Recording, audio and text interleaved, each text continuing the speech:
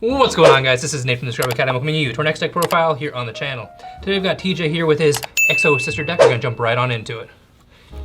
And you said this is your very first deck profile, is that correct? Or you just don't do them very often? This is my first one. First one, all right. So give them hell in the comment section, guys. Here we go. That's not very nice. All right, what are we playing today? We're playing, obviously, Exosister. I went 4-0, one in time, round 4. Oh, you won in time, huh? All because I'm skillful.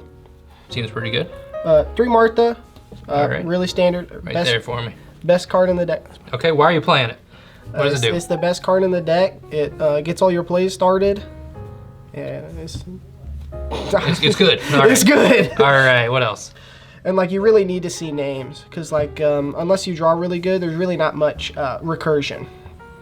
And so this just being a 1-card Xyz is really great. And then we have 3 Stella, probably the second or third best girl, I guess. Best normal summon. 3 Ellis, it's a pretty good We're card. gonna pull these away and we're gonna start right here again for me. All right. First time, guys, rookie. We're getting there. We'll get there. We got 3 Ellis. Ellis obviously for Martha, and also it's another Xyz, just normal summon. Ellis effect, you got your Xyz. Gains you 800, sometimes it matters.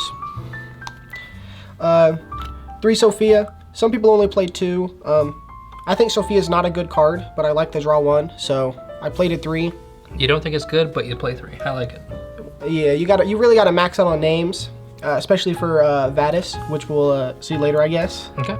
And then the obviously 1 Irene for Vadis and Sophia. Irene is garbage. Oh, all right. But it's a name. The only time you want to see Irene is when you summon it off Vadis. Seems legit. All right. So that's it for the monster lineup for Exosister. Then we have the Spells and Traps. 3 packs. Searches any Exosister card besides itself.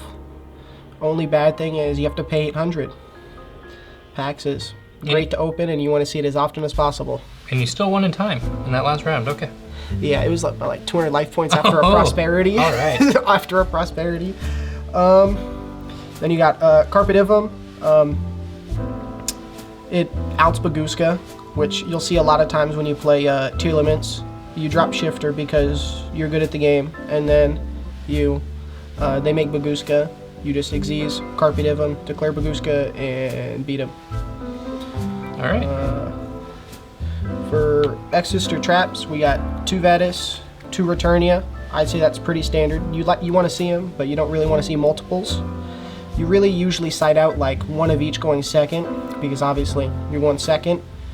Both of them you pay 800. This basically just says banish everything, and this says you win. You win. All right. Feels like that most of the time. We'll have to check that card text, but all right. Just for my spell lineup, 3 Prosperity, because you play multiples of all your good extra deck cards and you really don't care about them all that much. 3 Slayer, because you just can't go second. It's like physically impossible to go second, because they just hit your normal and you lose. And you lose.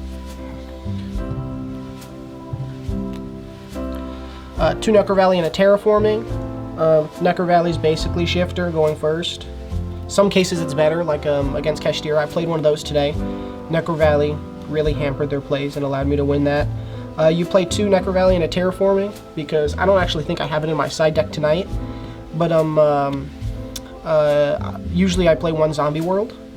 And just Terraforming gives you essentially an extra copy of Zombie World to stop like the birds. The birds. Because you don't like the birds, because the birds don't care about being banished. Then we also have Called By, because it's called by. It's pretty solid. And you really don't like hand traps in this deck. Just for hand traps, 3 Imperm, 3 of everybody's favorite card, and then 3 Ash. I like Ash and Imperm. Hand traps aren't the best in this format, but they're not bad. I don't mind seeing them. This card, you'll have to see it unless you draw 3, which I did in round 3. I was gonna say, if you top deck that later on in the game, you're like, oh crap, now what do I do? It's terrible. Like, you want to draw it in the opening hand, and then it's bad, but it's so good, you don't care. Unless you draw 3, because then you get upset. How many cards in the main deck? 40 exactly. 40 exact cards, okay. For my extra deck, 3 Michaelis.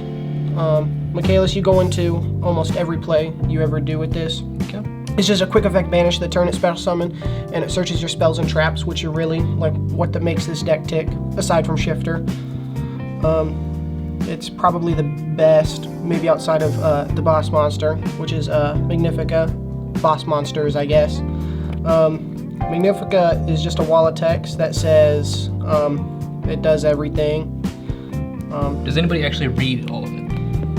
After like 2 or 3 passes. Okay. Like they'll read one effect and then you're like, oh, I do this, and it's like, oh, it does that, and then they're like, yeah, then it attacks twice too, and it's like, I don't know, it's just a wall of text. It's really good. Gets all those ADD players who can't read to the bottom of the card. Myself included. 2 Caspatel. Caspatel's your monster searcher. It's really good. Probably not quite as good as Michaelis.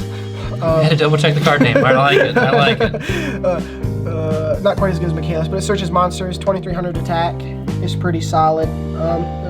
If your opponent special summons from the graveyard a lot, nice to summon on their turn, because you do that quite a bit with Vadis and just the main deck Exosister monster effects. 2 Asophil, if that's how you pronounce it. I'm not sure. You really almost never summon it on your turn. It's more so on your opponent's turn, usually to your players, because just the turn it's XZ summon with an Exosister monster, it's a Dweller. And then on your turn, you can just bounce a card back to their hand off a detach. So usually you summon on their turn to kind of lock down their plays. After you see what they're playing, maybe? Yeah. Okay. Well, usually you can't XZ summon until they're playing. There's some cards that allow you to do that. And then you just, 1 Jabreen, it works essentially like an Imperm. You summon it sometimes. All right. And Imperm's nice. Imperms are pretty good. A Zeus, because you play Xyz. I don't think I've ever actually summoned Zeus once, and all the time I've played Exosister. It's good in theory. But the second you take it out, that's when you're gonna need it. Yeah. Well, I've probably needed to use it like once or twice, but then I like banished it off Prosperity. Like round 4, I lost a game because I banished all my links off Prosperity because I'm good at the game. And then just Ultimate Slayer targets. Besides Daybreaker. This, I guess theoretically it outs, I want to say, which one's type? Warlords? Mm-hmm. Yeah, it outs Warlords. I've never summoned it. Seems good. Is there anything that you would change in the main deck or the extra deck? Not particularly. I like where it's at. Maybe add a Xyz Slayer target. That's been coming up a little bit. I don't really do that because I just have so many Xyz, but none of them do anything. Like, I don't remember its name, but there's like a rank 9 that when it's sent works like an Imperm. Slayer conflicts with Shifter, which I forget all the time, but it's really good.